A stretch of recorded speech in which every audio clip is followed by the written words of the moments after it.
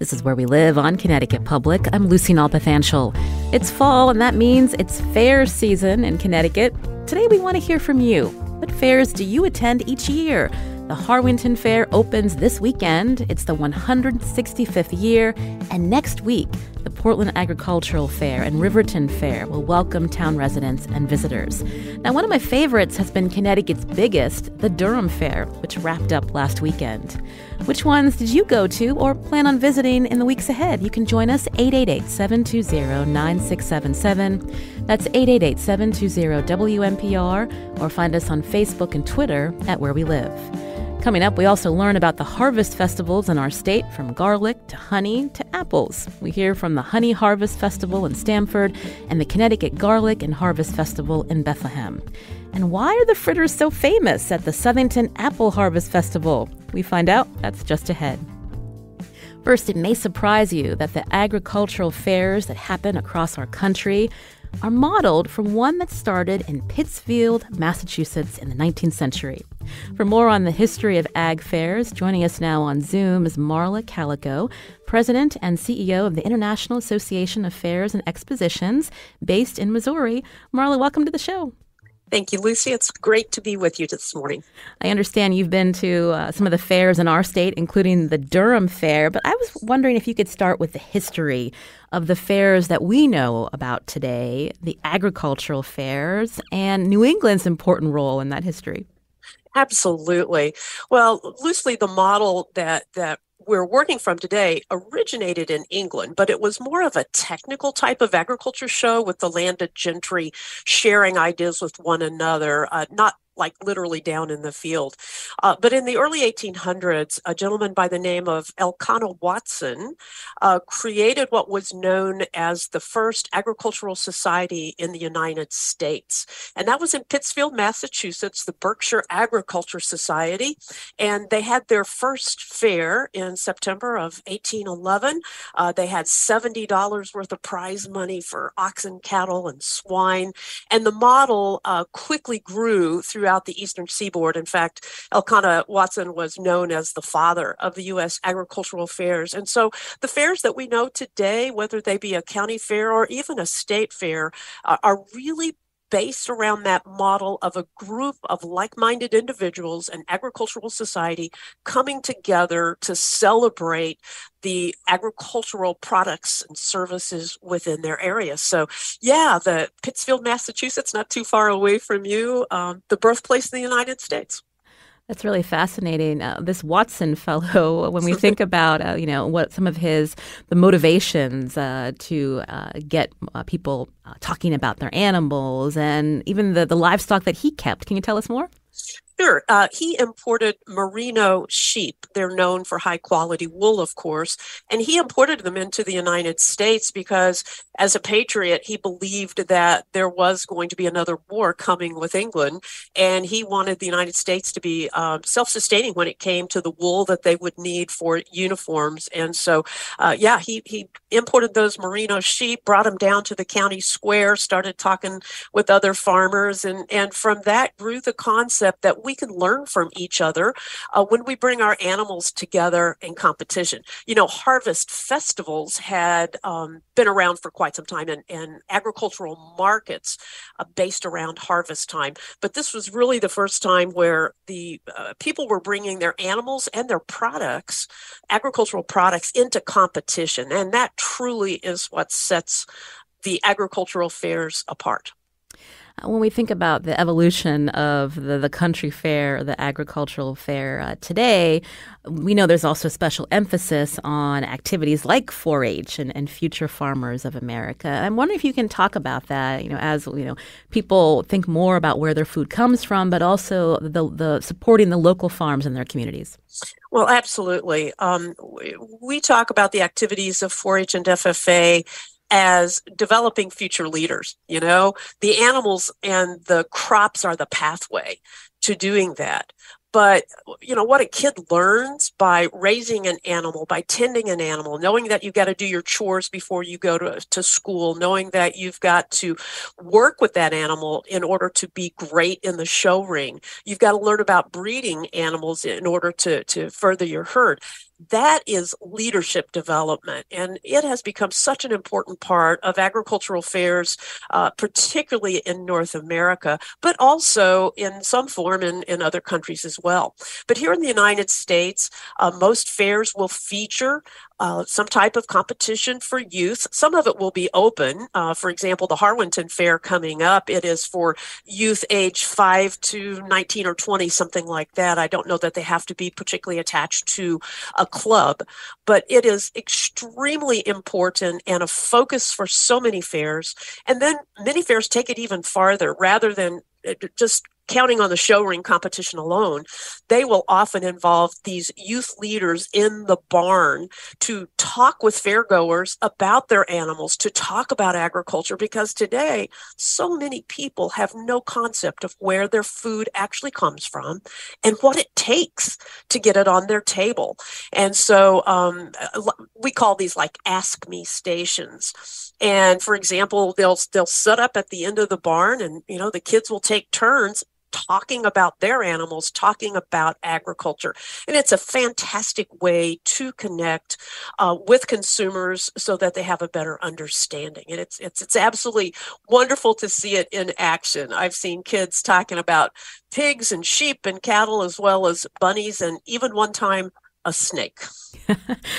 Well, if you're listening and you have a child that's involved in 4-H or Future Farmers of America, as we talk about agricultural fairs in our state, we'd love to hear from you as well. 888-720-9677, or find us on Facebook and Twitter at Where We Live. Also, if there's a fair that you make sure you don't miss each year, something that's become a tradition with your family, we'd also love to hear from you again at 888-720-9677. Or you can find us on Facebook and Twitter at Where We Live. My guest, Marla Calico, President and CEO of the International Association of Fairs and Expositions out of Missouri. I'd love for you to talk about, the fairs that you've attended, or even the New England Fair, how that compares to the fairs that you have in Missouri, Marla. Well, obviously there are the foundations which are similar. So, carnivals, outrageous food, lovely competitive exhibits, the quilts, the cakes, the cookies, the art, obviously the livestock competition, and entertainment. Those are the foundational elements of all of our member fairs, right? But what I find so interesting in traveling around the world, quite honestly, and visiting fairs, is how each fair takes a particular area and makes it their own. It's reflective of their community, which is their purpose, right? Each fair is different. They're built to serve their community, whether it be a village, a county, or a region. And then the history that they have brought along, so the traditions. So one of the things I think about in New England, if your listeners have ever been to the Fryeburg Fair in Maine, it's absolutely one of the most unique fairs I have ever in my life visited. And, the tradition there is the oxen. The tradition is the wood chop. The tradition is harness racing and draft horse pulls and the skillet throw. I actually tried it myself in 2019. Yes, indeed, there are photos that exist. I was able to toss a skillet about 15 feet. No way could I compete. And I know Harwinton Fair coming up again this week, and they've got skillet throw. You're not going to see that in Missouri. You're not going to see that in California. It's unique to New England fairs. I have no idea about the tradition of it, but certainly it's something to celebrate. I think the other thing that you see, and again in animals, oxen show that is unique to New England, doesn't go very far west. The draft horses, certainly that is something that we see all over the country, all over the world, but those are unique. And then oftentimes, because so many of the New England fairs are literally in harvest time, this is where we see the giant pumpkins, the giant gourds and squash, and the apples. Oh my goodness. Durham Fair, when I visited there a few years ago, they had the most luscious display of apples, aesthetically pleasing to the eye, the way they had them arranged on this slanted table with wooden dividers. It was like artwork to see those apples. So, you will see apples in other locations, but not quite the bounty that we see because, again, the New England fairs so so closely tied to the harvest season. When we think about the Durham Fair, too, the judging of the baked goods, the gourds, if our listeners go to our website, ctpublic.org/where we live, images of this year's prize-winning Great Pumpkin, Marla. I feel like I need to enter my baked goods in one of these years. I'm going to get there. And even beyond the baked goods, one of the things actually I remember very well from my visit to Durham Fair was in the textile division, the knitting, the crochet, etc. And they had a particular competition where you were invited to knit or crochet a toque, a cap, a stocking cap. And they had them all on display, beautifully arranged. But here's the kicker. They were all going to be donated to the local hospital for cancer patients. And to me, that is the heart of what a community fair is all about. It's serving your community. And I thought that was great. I still have pictures and I still talk about it when I visit with fairs about the impact that they make on their community and the ability that they have to literally change lives. Can we get back to the skillet toss? Because I'd love to hear. Is it more like you're throwing? Is it you throw it high? I mean, I'm curious about the strategy there, Marla. Strategy, right. So at least in Freiburg, they have custom-made skillets.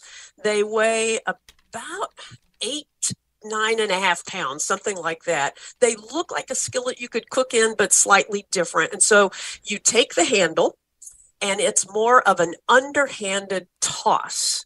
But the thing is, you really have got to do it with your entire body and use your legs as well, because the key, and I think the woman that won was in her 70s, obviously great expert at it.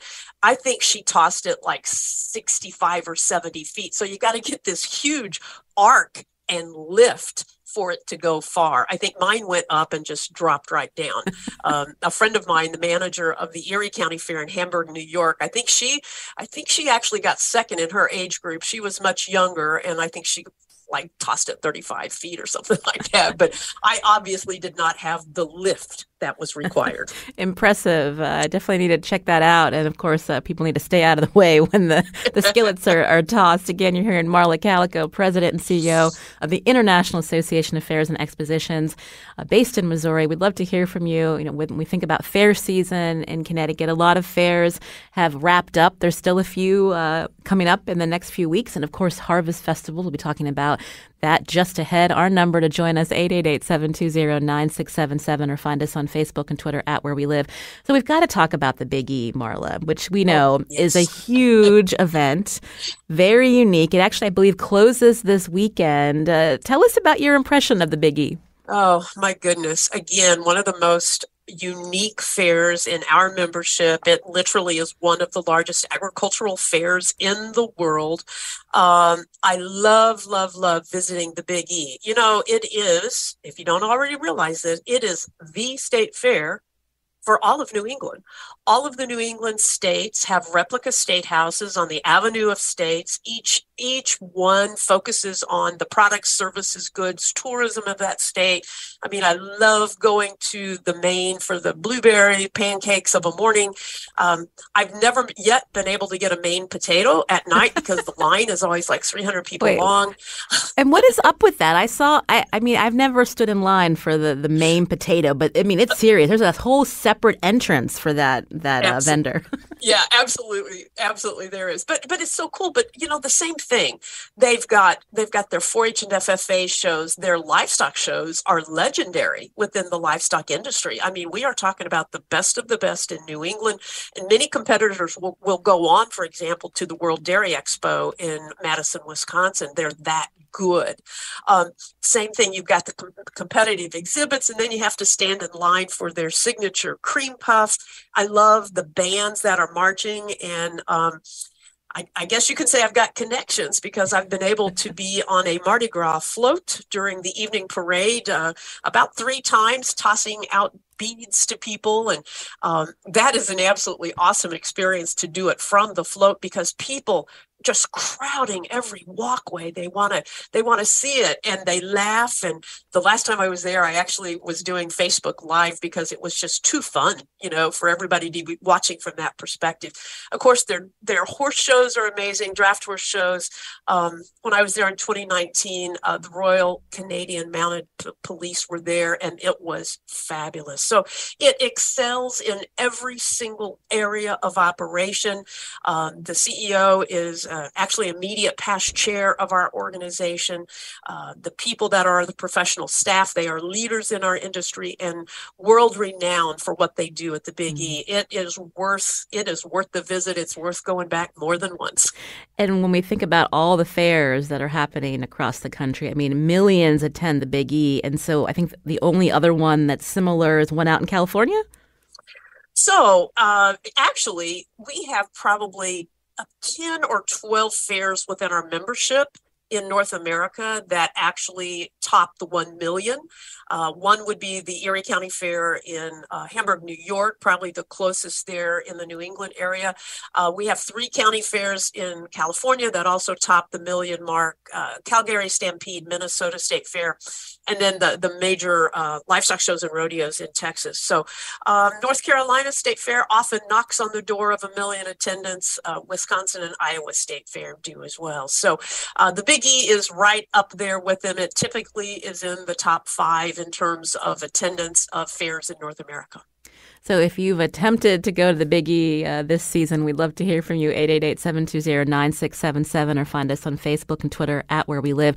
I lived in Connecticut for at least a decade before I went to the Big E. And when I did, I understood why people make a big deal about it. I have some tips, Marla. I'm curious if you want to add to this. But one tip that I've learned is you just don't go on the weekend. I think last weekend, 177,000 people showed up there on a Saturday. That broke an all-time single-day attendance record. But if you do attempt to go on a weekend, you will feel like cattle wading through the crowd. So instead, what we do, our family, we pick a school day. The kids will love you for it. But tip number 2, when we've gone, is the big ticket pack for amusement rides are really expensive. So you're going to be tempted, I'm just going to buy the smaller pack. But I've done this. Don't do it, because you're going to run out of tickets after 3 rides. And then you have to be back in line again. So standing in line for tickets to stand in more lines for rides is really unnecessary. And I've learned that you just don't eat too much before you get to the row of state houses. This is an amateur mistake. You want to leave room for, and please don't hate me, Connecticut, for saying this, you have to leave room for the salmon on a stick at the main house. It's that good. Smoked salmon on a stick. And really, Marla, it is the only healthy thing that you can eat at the Big E. You mentioned the cream puffs. On your way out, you can actually get the Big E cream puffs and eclairs to go. And one of the vendors, I had no idea that, I'm not sure if this vendor has been at the Big E before, Marla, but racing pigs, cute little pot-bellied pigs, the Swifty Swine racing pigs. You've got to check them out. Marla, do you have any more tips for our listeners? Well, yes, certainly. Zach Johnson and Swifty Swine, they go all over the United States, and they have a wonderful. The other thing I would suggest, even on a weekday, because the Big E brings major concerts in. So even if you're going on a weekday, I would suggest getting there earlier than 5 o'clock.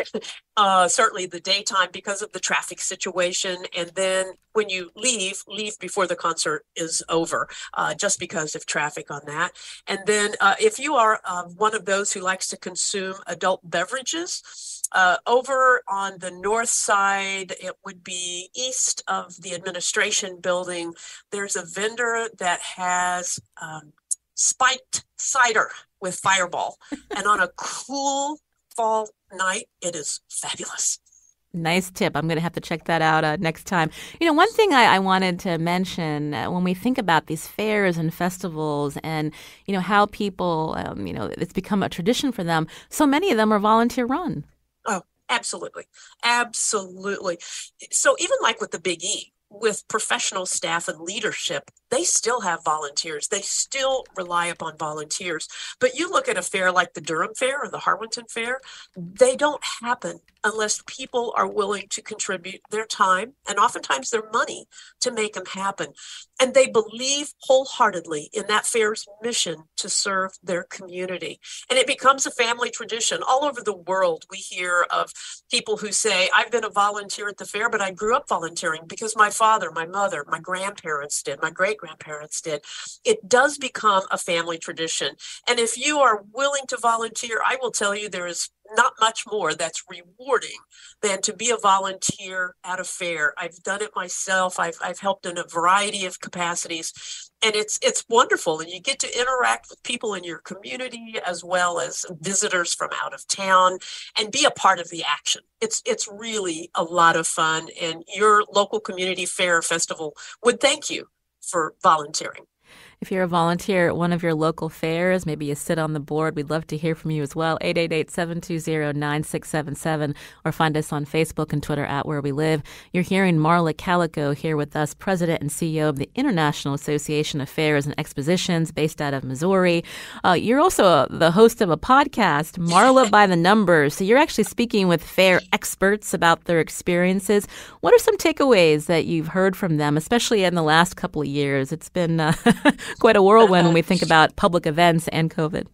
Well, certainly. You know, in 2020, our fair industry ground to a halt on March the 11th when the Houston Livestock Show and Rodeo was stopped mid-event. And from that time forward, 95% of all of our fairs were canceled. There were no fairs. They found ways to survive, of course. So when we started our podcast, the first season, we really talked a lot about how you survive COVID, because in 2021, going into it, we still weren't sure if we could do fairs and how those fairs would look. So we spent a lot of time talking with our member experts about what they were doing, how they survived, with their tips. One of my favorites comes from Bemidji, Minnesota, a lady there, a volunteer. She's an expert at writing grants. And so we brought her on the show to talk about her tips for grant writing. In this past year, we dug a little bit deeper into the side of our business that we don't often fully understand, even those of us in it. And that is, what is it like to be a carnival operator and take the carnival rides? What are the issues that they're facing, for example, with labor and fuel and insurance? We wanted to hear their perspective. Another was from a mobile food vendor. In the Northeast, you probably know it best as fried dough or elephant ears. And it's a husband and wife, and they travel up and down the East Coast. They're family based from Pennsylvania. So we talked about what it's like to be a mobile food vendor and do that. And then one of my favorites from this past year was from a medium-sized county fair in Bloomington, Illinois, with a single idea on how to make a community impact by partnering with another community organization to put on an event that the other entity had been putting on in the community. It was a small concert to raise funds for a foundation. And so they partnered up and translated that event to the fair, and it became the proverbial win-win for everybody involved. So those are the type of things. My podcast is really geared for people within the fair industry, but if any of your listeners are wanting some insight into what it takes to put a fair on, we'd certainly love for them to join in and listen to Marla by the Numbers. Well, again, you're hearing Marla Calico, President and CEO of the International Association of Fairs and Expositions out of Missouri. We're going to be talking about harvest festivals coming up. Marla, I'm wondering if you can just stay with us. I'd love to hear your perspective as we hear from more local residents about the harvest festivals coming up in our state. Absolutely. Standing by. You're listening to Where We Live on Connecticut Public. I'm Lucy Nalpathanchel. Coming up, I mentioned harvest festivals. We're going to hopefully talk about the Garlic and Harvest Festival in Bethlehem. Also, apples, apple fritters, all kinds of apple items at some of the harvest festivals just ahead. And there's also a honey harvest festival in Stamford we're going to learn about. You can join us too. We'd love to hear from you, whether it's your favorite agricultural fair or a harvest festival you're hoping to check out in the weeks ahead. It's a beautiful time here in New England. You can join us 888-720-9677. That's 888-720-WNPR, or find us on Facebook and Twitter at Where We Live.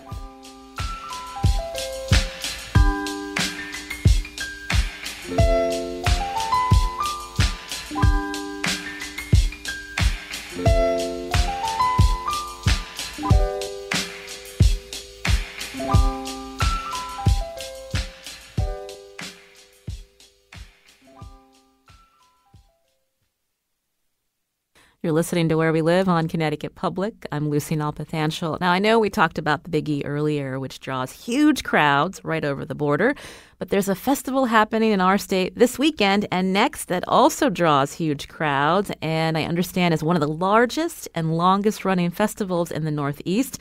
I'm talking about the Southington Apple Harvest Festival. Will you be there? We want to hear from you. 888-720-9677. That's 888-720-WNPR. You can share a comment on Facebook or find us on Twitter at Where We Live. On the phone with us now is David LaPrey. He's the event coordinator for the Southington Apple Harvest Festival. Begins today and running through this and next weekend. You can get more information at our website, ctpublic.org/wherewelive. David, welcome to the show. Hi, good morning. Thanks for having me. So tell us, why is the Southington Apple Harvest Festival so famous? I would say, in a couple of words, the apple fritters. That's the huge draw.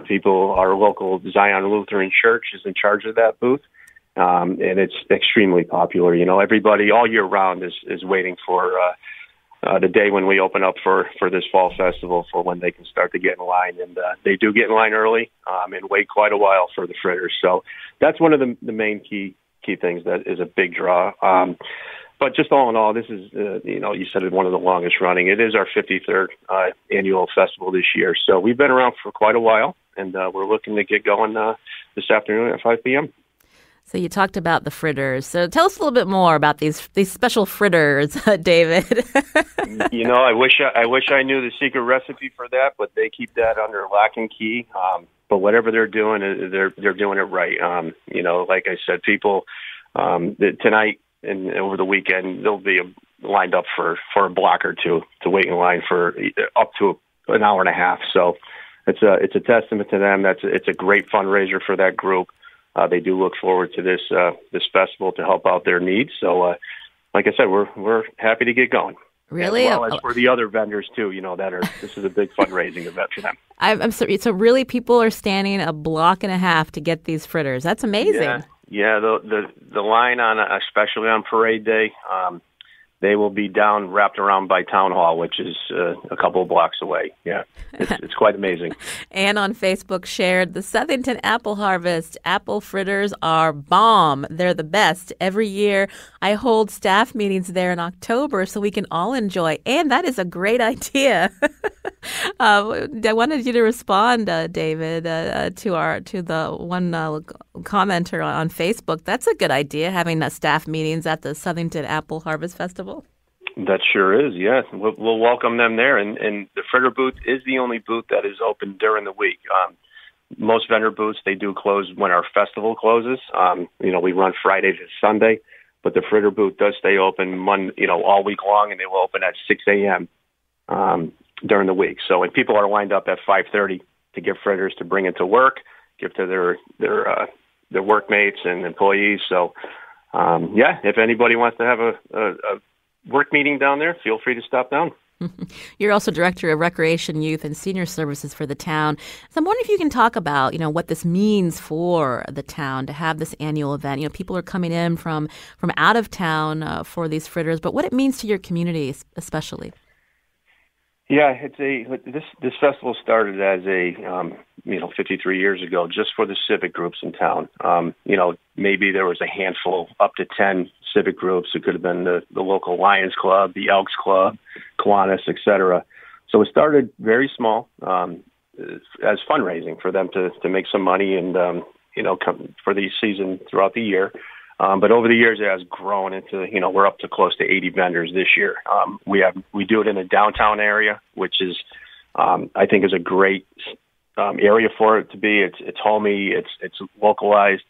We have restaurants, we have businesses around that profit from it too. So it's a local hometown event. It's in a great location, and it just has a different feel for it than being in an open area, a field type space. So I think that's a main draw. So Again, you can join us 888-720-9677 as we learn about ag fairs, but also harvest festivals coming up in our state. With me on the phone is David LaPrey, who's the coordinator for the Southington Apple Harvest Festival beginning today, running through this and next weekend. When we think about the vendors, are they all apple themed or is it quite a variety, David? Oh, it's a variety. There's a full array of food vendors. I mean, there's everything down there. We also have local businesses or businesses from around the state that come in and, they sell their services, hand out information. So it's a full variety of different things. I know we've been talking about ag fairs. With us also on Zoom is Marla Calico, who's the president and CEO of the International Association of Fairs and Expositions. So we're hearing about, how this started out to help support civic organizations, Marla, in the town of Southington. And now they're known for their fritters. I wonder if you can talk about how, harvest festivals are also part of, these traditions that we see not only in New England, but elsewhere. Well, absolutely. And again, it all goes back to food, right? The food that was grown in a particular area, the food that was celebrated. And fairs, they come back together just like festivals and have feature items that are part of that annual harvest celebration. Sometimes we don't think about that. Sometimes they're disguised as a more sinful type of food, but it truly is about that celebration of, whether it's apples or the National Orange Festival in California or the strawberry festivals in Texas and Florida. That food comes from a farm. It has to be grown somewhere. And so I love it. I tell you, hearing about these apple fritters is making me hungry. I wish I could be there. Oh, well, I'm sure you have an open invitation to come anytime to Connecticut, Marla, to try the Southington apple fritters. I want to thank David LaPrey for joining us, and good luck this weekend. We hope you have a great event. Thank you very much for having me. I appreciate it. Again, you're listening to Where We Live. We'd love to hear from you as we talk about favorite ag fairs or harvest festivals in our state. Our number, 888-720-9677. Or find us on Facebook and Twitter at Where We Live. Connecticut Public's Frankie Graziano tweeted, "I'm definitely a fair cat. Classically, I'm all about the Harwinton Fair." Frankie writes, "Real small, not as much space to conquer for my small mind. But since I moved to Glastonbury, he'll do the Hebron Fair. And the weekend of October 14th, I'll likely be at the Glastonbury Apple Harvest Fair." I should mention there's another apple festival happening in our state this weekend, and that's the South Windsor Apple Festival happening tomorrow. We wanted to learn more about other harvest festivals in our state. Joining us now on Zoom is Paul Travolino, who's co-chair of the 3rd annual Honey Harvest Festival in Stamford, Connecticut. Paul, welcome to the show. Thanks for having us. The Bartlett Arboretum is excited to talk about what we do, and particularly the Honey Harvest Festival. It's such a fun event. And so it's the 3rd annual. So tell us about the impetus behind this event. That's a good question. We decided a few years ago to hold events that we would not charge admission to bring in as many people to connect them to our mission, which is essentially to connect people to the botanical world. The Arboretum is essentially, in a sense, a tree museum, but we're also a botanical garden. And it was a natural. We've always had bees on the campus. I started my affiliation back in 2004 and immediately saw the beehives and went, those are kind of interesting. What are they all about? And a good friend of mine who was on the board of directors at the time told me a little bit about it. We also have an observation hive in one of our buildings, which is kind of a contrived environment, but it's a few frames of bees sandwiched between glass with a way to exit out the building. And I was completely fascinated. So fast forward to when we were trying to decide what to do as a fall, we do a honey harvest festival in the fall. In the spring, we do an Arbor Earth Day where we try to split the difference between Arbor Day and Earth Day. And that's a similar festival, but with a slightly different bent. But it was very natural for us to think about how could we connect people to our grounds by introducing them to bees, and not just beekeeping, but also the fruit, if you will, of beekeeping, which is honey. And everybody from older people to, the kids, we did a harvest itself. We did an extraction as one of our last sessions, and it was filled with just little kids, some of them, in bee costumes, and it was completely adorable. It's also fun, I know, in other events that I've attended where you have the kids or anyone really try to find that queen bee. Yes, and a lot of times now those queen bees are marked with a dot that corresponds to the year. It's sort of an international bee color, and that aids in the detection of where the queen is. But it's the kind of thing, once you find her even unmarked, you know it's her. She's about twice as long and really stands out, and all the bees around her that attend to her as she transits across frames, laying eggs and doing whatever else she does. They're all sort of pointed at her, so you can kind of tell the queen's in town. So your focus is on honeybees. I'm wondering, when we think about pollinators, I know we've done shows in the past about the importance of pollinator pathways and how, the focus on the honeybee, does that spark conversations about, the native bee population as well and the importance of biodiversity? I'm just curious your thoughts there. It does. Some people think honeybees are invasive. They were actually introduced by European settlers in the early 1600s. So they've been here for quite some time, but they are definitely not native to North America. The specific bee that we have is Apis mellifera, and that was introduced from Europe. And they do place some pressure on native pollinators. That's a bit of a debate in the UK, where they found that, when people do surveys, they find honeybees are, a lot more present than some other native pollinators. But honeybees are also part of large agricultural operations. It's often said that 20% of what you see in a grocery store is there only because it's been pollinated. And I think until we have flying nanobots to do the pollination for us, we're going to have large scale migratory beekeeping that, pollinates strawberries and almonds and apples and other things like that, blueberries. But as smaller scale beekeepers really do it for the love of the insect and the love of the product of the insect, which is the share of honey that we get to take when there's a little bit of a surplus. Mm. And getting back to the Honey Harvest Festival, other vendors that you want to mention for people who are going to check it out? Well, we have anything from jewelry vendors to food trucks to people who make things out of the products of the bee. Clearly, we sell honey, but we also have people who are candle makers and make other products like that. I don't know if you know, but bees not only collect pollen and nectar for honey, but they also collect tree resins, sap and resins, and they make a product called propolis. What they use it for in the hive, among other things, is to seal up any seams. So if you were to take a honeybee hive apart, you'd often see this kind of dark brown, reddish, substance in the corners where they're trying to tighten up their environment and be able to thermoregulate it. Propolis is a wonderful thing as a tincture to put in your throat if you've got a scratchy throat. Honey, a lot of people think has medicinal qualities, and there are certain types of honey that particularly are good for the Manduka honey, which is really from Hawaii, is good for wounds. I've actually smeared honey on open wounds and felt it had a pretty good effect. I know a beekeeper for a long time had arthritis in both elbows, and he removed a hive in someone's attic, and he kept leaning on the bees, and he kept getting stung in his left elbow, and his arthritis went away. And I just read, which I think is completely fascinating, they tested bumblebee versus honeybee venom, and in just one study, they found that it had an impact on triple negative breast cancer. So I don't think we've really discovered all that the honeybee can bring us, but we are really fascinated by it, and we thought it'd be a great way to bring the community together. Again, you've been hearing Paul Travolino, co-chair of the 3rd Annual Honey Harvest Festival in Stamford.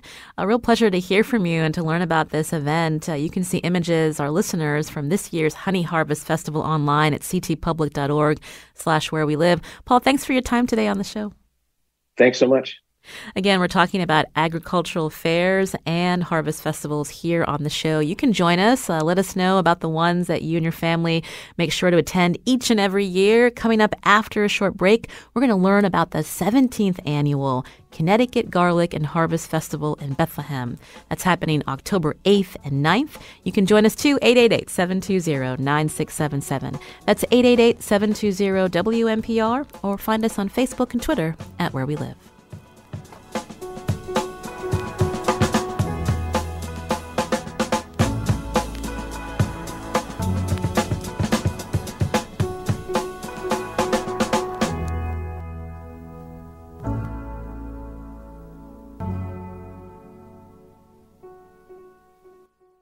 This is Where We Live on Connecticut Public. I'm Lucy Nalpathanchel. Fall in New England brings beautiful scenery, plenty of fall fairs and harvest festivals. There's still time to check out Connecticut agricultural fairs this weekend and next. Go to our website, ctpublic.org/wherewelive for a list. As we've been talking about, harvest festivals are also happening in our state. We heard from the Southington Apple Harvest Festival, also the Honey Harvest Festival in Stamford. Robin Doyen-Aiken from Connecticut Public writes about the Southington Apple Harvest Festival.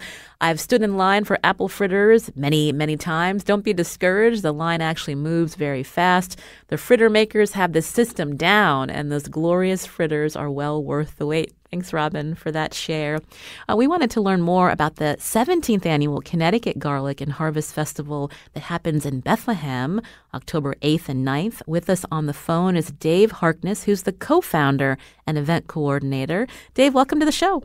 Thank you very much for having me. So I have to admit, this has been on my list every year. I have yet to go. I need to go this year, Dave. Tell us, how this got started. Well, my partner went to the Saugerties New York Garlic Festival back in 2004, and he came back from that, and he said, wow, that was a wonderful event. We should start one in Connecticut. And I had never even heard of a garlic festival before, but he told me about how much good food there was, and the theme of the vendors, garlic themed, was just something that we thought we should bring to the state. And so what has been the reception? 17 years going strong. It sounds like people love it. Well, we had a bit of a rough start because our first year we ended up with torrential rain. It was remnants of a tropical storm on our opening day, and we only had about 30 vendors signed up, and most of their setups got destroyed from the heavy rain and winds, and they just came on Sunday and took down and left, and we were left with about, 16 vendors on Sunday of our first year.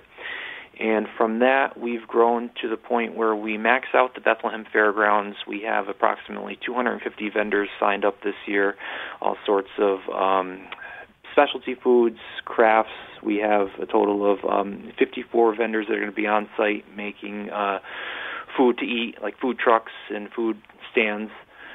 So it's been well received over the past 17 years. We've grown from basically nothing to something that maxes out the Bethlehem Fairgrounds.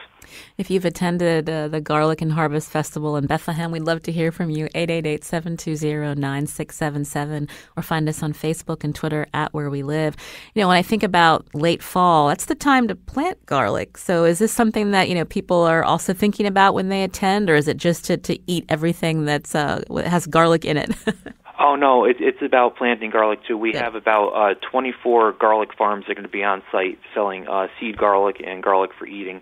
And on top of that, we have garlic growing lectures going on under our demonstration tent throughout the day. So if you are unfamiliar with how to grow garlic and want to learn, that's something you could do as well at our event. So I'm going to put you on the spot. You got any tips for our listeners who are thinking about maybe planting garlic? What varieties are there at the actual festival that you can tell us about right now? I don't grow garlic. I'm sorry. I love it. But if people go, they can learn about growing garlic from the many. We have some of the farmers that set up booths at our festival doing the talk, so they're very familiar with the varieties. They can guide their listeners as to what to plant and how to grow it. Are there any unusual food items that are at the festival that you want to talk about? Yeah, basically we have 2 garlic-themed food courts, and I ask that each food vendor in one of our food courts has at least one item with garlic as a significant use. We have one vendor that was new last year that I thought was really good. It's deep-fried Brussels sprouts with garlic aioli and pecorino cheese, and that was outstanding. There's also a mac and cheese food truck that was new last year. They'll be back this year, and they have a bunch of different specialty mac and cheese made right there on site, and that was good. And there's a new trailer that's going to be there this year. It deals with steak tips, and they have a garlic marinade for their steak tips, and they serve the steak tips a number of different ways. So I'm excited to have them. There's a couple of slider trailers that do specialty sliders. One of them does this. It's called the Balboa, and it's got some sausage, roasted red pepper on a garlic toasted bun with garlic aioli, and that is outstanding. But there's a lot of unique, interesting food vendors in both of our food courts. There's a place that comes and does dumplings, a place that comes and does strudel. So it's not just your typical fair food. It's some unusual things that you wouldn't find elsewhere. And what about garlic pickles? Oh, yeah. We do have probably 4 pickle booths at our event, and there are the big barrels of pickles, and people love the pickles. I love it. When we think about, again, the fact that this has been 17 years in your community, I'm just curious when you think about what it means that you started this, and the fact that so many people are attending. It must be something to see what you've created. Yeah, it's satisfying. It's a lot of work and a lot of stress leading up to it, but when I go there and see the amount of fun people are having and how good the vendors are doing, it just makes it all worthwhile.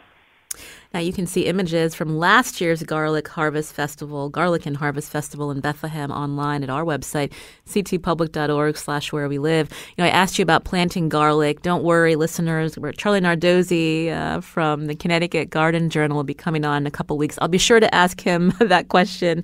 And, of course, we'd love to spotlight some of those garlic farms in our state. Dave Harkness, thank you so much for telling us about this event. Anything else you want to leave our listeners with? Again, it's happening October 8th and 9th? Yes, October 8th and 9th. Our website, if you want to check it out for any more information, is www.garlicfestct.com. We do have some activities for kids, too. If you have kids, there's going to be rides and games, and there's also going to be free pumpkin decorating. So if they want to come and get a free sugar pumpkin, decorate that, that's also going to be available. Thank you so much, Dave, for being on the show. We appreciate it. Thank you for having me. I really appreciate it. Again, that's Dave Harkness, co-founder and event coordinator for the 17th Annual Connecticut Garlic and Harvest Festival in Bethlehem. Marla Calico's still with us. Marla, I wonder if you can respond to what we've learned about some of these harvest festivals in our state. So very similar to the agricultural fairs, the county fairs, lots of the same components. Again, celebrating food, where our food comes from, celebrating the growers and all the ways that we can use it. So many similarities there. Again, the Garlic Festival is great. And I love the fact that they've added the education piece to it. And I think that is so important in both fairs and festivals that we help people truly understand where the food comes from, but how they can also participate, how they can become a grower. I was, as I listened to him, I was thinking about my feeble attempts at growing garlic about 20 years ago. And it was a lot of fun, but I needed to learn more. So I'm glad they're serving the community that way. Again, you've been hearing Marla Calico here where we live, president and CEO of the International Association of Fairs and Expositions based in Missouri. Marla, let us know when you're in New England for fair season. We'd love to walk around with you and learn the inside scoop on all these fairs and expositions. Thank you. I would love to do that, and I will let you know when I'm back in the region, possibly next year. Wonderful. Thank you, Marla. I'm Lucy Nalpathanchel. Today's show produced by Katie Pellico. Our technical director is Kat Pastor. Lily Tyson was on the phones today. Special thanks to her. We hope you have a great weekend, and we hope you enjoy that Southington Apple and Harvest Festival coming up, as well as the one in South Windsor tomorrow.